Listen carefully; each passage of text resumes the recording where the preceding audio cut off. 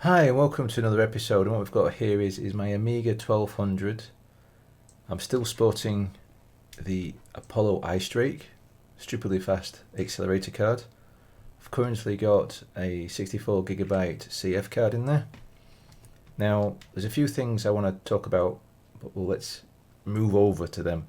First things first, if you haven't seen the first two episodes of what I've spoken about with all this, click here, and if you haven't got to click here, go in the description, I'll put a link there. And basically with those is an unboxing and first impressions. Now this episode's going to be a sort of a carry on of first impressions because I've had a bit of time off and I spent time with my wife and so on, and I've not spent a lot of time playing around on here over the past couple of weeks. So first things first of what I've learnt so far is the 40-pin IDE is currently disabled. Hopefully that gets enabled with newer cores. And the fast IDE is also currently disabled. So don't expect super duper things straight away if you're one of the early adopters of the first 300. Now, the other thing I want to point out with the cores and things is update the core. One of the first things you need to do is get an operating system on and update the core, which you can get from the Apollo website. It's easy enough to find. Get that done because it'll make your life so much easier when you're doing other fancy little things. Because I had problems with some stuff without doing that. Now, let's move across to one of the nicest things that I've managed to get going so far.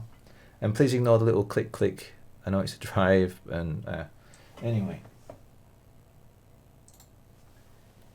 What I want to point out is this is ApolloBoot. This is being made by a guy by himself, in his little room where he does all the fancy stuff with Amiga, and he's made it so that you can actually have more than one operating system on your boot disk, boot hard drive type thing, than just having the one. Now he's got a few versions of this ApolloBoot. He's got a solo, a trio, and an OMNI version, which the first two are a bit obvious on what they do, and the OMNI version in itself becomes that you can start installing many different operating systems. Now that currently still doesn't work. He's working on it. Give the guy some chance, give him some space to get on with it, because he seems to be doing it for the love of doing it. It works so far so good with the trio thing. I have seen some people have some problems, and I've had some problems myself on my M.2 drive, which is, yes, it's a stupidly big size of 256 gigabytes, and I've had problems with it on the M-SATA. So I think it's not just the technology of it's an M.2 or an M-SATA drive with interfaces making it go across to IDE. I think part of the problem is just merely the size of it. So it'd be interesting to know if people with like 128 gigabyte CF cards are having problems, because they're a bit pricey nowadays, but it'd be nice to know if they were having problems with it, because then we could at least get that information and hopefully something can be tweaked to make it work properly. Because I have got Coffin R60 working on the M.2 and on the M-SATA, even though they are large size disks. Now, or storage spaces, not disks. What else can I say? Apart from actually show you this actually booting across. So we've got ApolloBoot, we've got a few different settings you can do.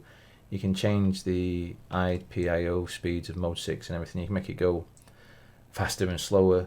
But at the moment that doesn't currently work because it doesn't, not on the IceDrake. So at least that's what I've been told, and I can't seem to get fast speeds out of it just yet. But you would go to configure to mess around with that sort of stuff and a few other things. You can press escape to come away from that menu, and there's a bug straight away. Sometimes pressing escape, it's just stuck, so you have to press reset. One of those things, it happens. I'll be sure to pass that across to him in hopes of he can figure out why that happens sometimes.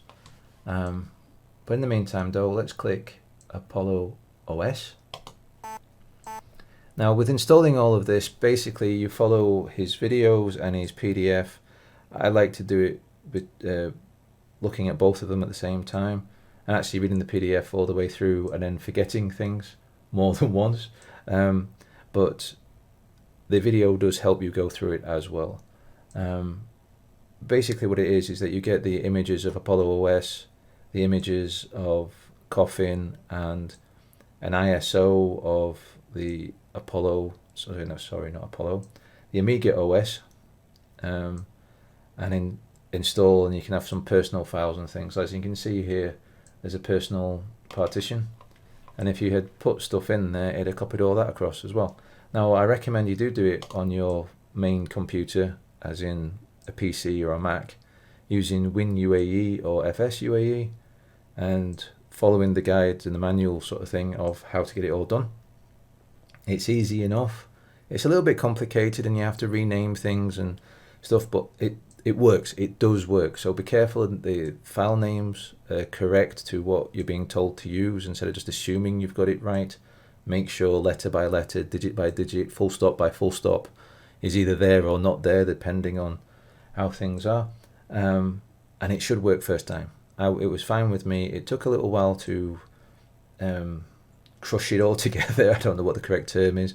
Render it. I don't know. But bringing all these different images together to create one final image, which then you can put onto a CF card.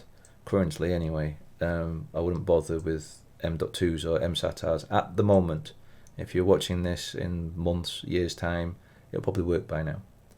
Or by then, rather. Whichever. 1985, Back to the Future sort of problem. Anyway, back to this again. It's great that it works like this, but the one thing, as I say, was the personal stuff. You can dump a load of stuff in there, but that personal folder is a partition in its own right, and then the different operating systems can pick that up. So if you do something in one operating system, you can save your files there, and you can go across to the other operating system that maybe works a little bit better at that particular time, depending on what version's out at the moment, that sort of problem. You should be able to load it back in again. So part of the problem I've had is the current version of Apollo OS isn't quite as stable as it could do with being. And I'm sure they're working on very hard on it and so on and so forth. I'm not knocking that side of it. It's just when you come to it as a noob, let's be honest, you kind of expect it to be working 100%. Don't have that attitude. It's work in progress, and I think it's going to always be work in progress. Now, which can be fun, that's not the bad thing about it. It's just, if you just want to come play games, Apollo OS is maybe not the operating system to start off with, at least in its current state. So I found it crashed a few things and everything. So I started looking for other operating systems to play around with. Now, as we all know, I've already played around with Coffin before, and I've got Amiga OS 3.2.1. So anyway, having this image means though that I can jump easily to something else. So I can click Coffin. Now I keep getting that the first time around, it doesn't do anything. So I click Coffin again, and then it reboots. Don't ask, but that's what it's currently doing. So here we are, we've booted into Coffin R60, and it too is not 100% working correctly. Which operating system, not operating system, emulator that a lot of people are complaining about at the moment not working is GNGO. It doesn't work. It gives you a black screen for quite some time and then gives you some dodgy graphics. It just doesn't work. So as I say, you have to sort of acknowledge that not everything's going to work 100% of the time. Now the other thing that I wanted to point out was I had a problem with the overscan of games, and when it's doing the workbench type things, as in, when you load up sysinfo or something, it was all shifted to the right. Now I did go ask, and I was explained that there's a command that you can put in, and this happened in Apollo OS, Amiga OS, everything. It was the same with all of it. Basically it comes down to the way that the IceDrake is sending stuff back out through the HDMI. You have to go to the shell and you have to put in V control ZO equals 1, and basically that's for zoom, and you're turning zoom on, and with that it allows everything to be more square and center in the screen, in the middle of the screen. So it's more of a 4:3 sort of aspect ratio instead of doing everything at 720 and widescreen. Anyway, that fixed that problem, so that's something that would be nice to know at the very beginning. And yes, I know there's RTFM and things, but let's be honest, people have spent hundreds of pounds, they want to get it plugged in, turn it on, let's work. And we're not at that stage yet.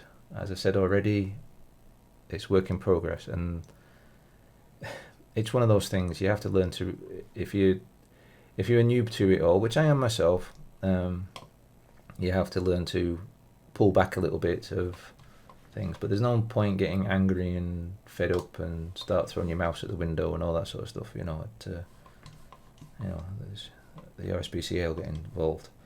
Stupid joke. Let's move on to Amiga OS. So as it reboots, and again I've forgotten to take the floppy out. I keep forgetting to do that. I say floppy, but it's SD card. It boots up. Hopefully I haven't messed it up this time.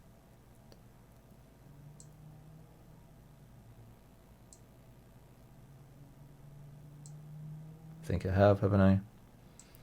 Oh no, it's here. Amiga OS 3.2. Now, for some reason with this one, the little icon to go to the ApolloBoot isn't on here, but you've got this partition which you can go get the app. You've always got that partition, so it's not the end of the world.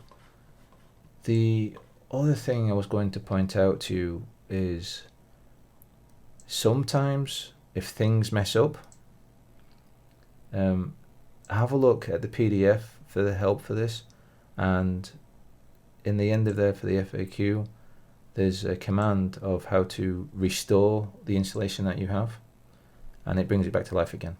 That really comes in very handy. That's one of definitely RTFMing comes in handy. I fell for that. I went and asked, and it was pointed out to me that you should go look at the FAQ. And I'm sure I've read it. I'd read the PDF a couple of times, but when you've read it a couple of times first thing in the morning because you've got insomnia, you tend to forget things. So I should have looked over it again, which is fair enough. As I said, the problem is that there's so much information for the IceDrake, for the ApolloBoot system, for the operating systems and so forth. There's a lot of information to take in. So be patient, maybe even more patient than I've been, and hopefully the developers will carry on being patient with people, in inverted commas, asking stupid questions. Of course, there sometimes is stupid questions, but there has to be patience on both sides of it, because, as I say, it's how some people are. Some people are very technically minded. They can remember every single command they've ever typed in, every single command they've ever come across. Other people, it takes 2 or 3 goes before it sits in their little heads of this is information that's important. But apart from that, and as I said, this is an extension of first sort of looks at it. I hope I've come across a few little commands, a few different things that might come in handy. I'll put links in the description to different things, and as in for the restart thing and everything, I'll make there's a reminder of go have a look at the FAQ. It's not always down to the way the operating system or the cores that are in the IceDrake, or it could be that there's a particularly bad copy that's been done or something. So be patient when you're doing everything. As I say, look in the description for details to do with all of this, but also look in the description for links to my Patreon, links to my Discord channel, and also don't forget to hit that subscribe and like button. But as always, happy gaming.